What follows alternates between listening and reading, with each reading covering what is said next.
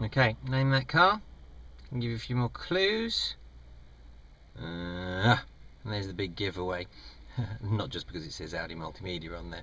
I think this is the inside of the Audi A1, and I think this is one of the possible problems with this car. Is that so much about all the fit and finish on here is so very, very Audi that we're all very familiar with. And whilst there's nothing wrong with that, is this really funky enough to be taking on the likes of the Mini and the Citroen DS3?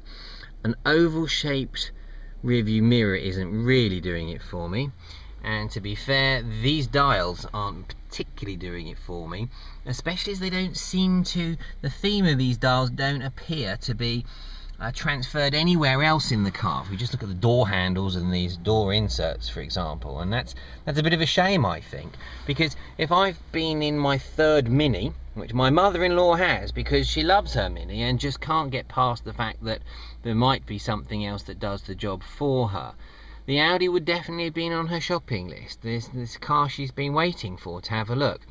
But when you get inside this car, is it as funky, is it as different, and does it feel so special? And even more so if you compare it to the Citroen and dare I say even the Fiat 500. The seat trims and everything is absolutely lovely, and I have to tell you that the touch and the feel of the plastics and the quality of the fit and finish is just what you'd expect from an Audi.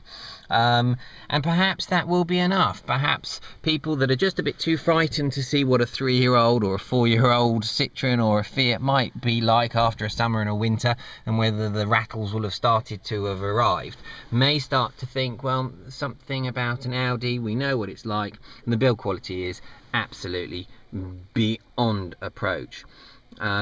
The quality of the buttons, I mean, this is taken straight out of the new Audi A8. That's exactly how the MMI on the Audi A8 is going to be.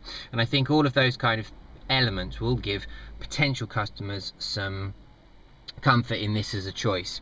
Judging by this test car that we're in today, I'm not exactly sure what is and isn't standard on this car, but the equipment levels are extremely high, which does mean that the richer customer looking for a small, well-spec'd car is going to be able to have all the fit and finish that they're going to be looking for.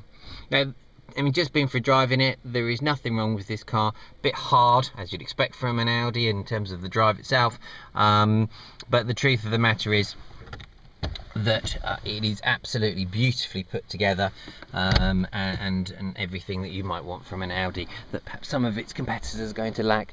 As you'll see, if I just try and get back in here, and you'll see there is some decent rear legroom in here as well.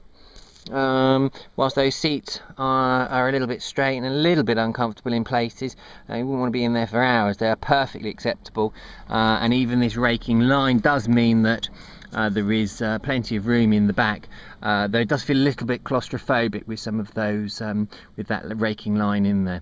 So in essence, it's perhaps not as funky as some of the alternatives that are out there and available to buy today, and it is going to be more expensive, but it is going to last, it is going to hold its value, and actually it's probably quite a safe, though perhaps slightly duller choice than some of the competitors.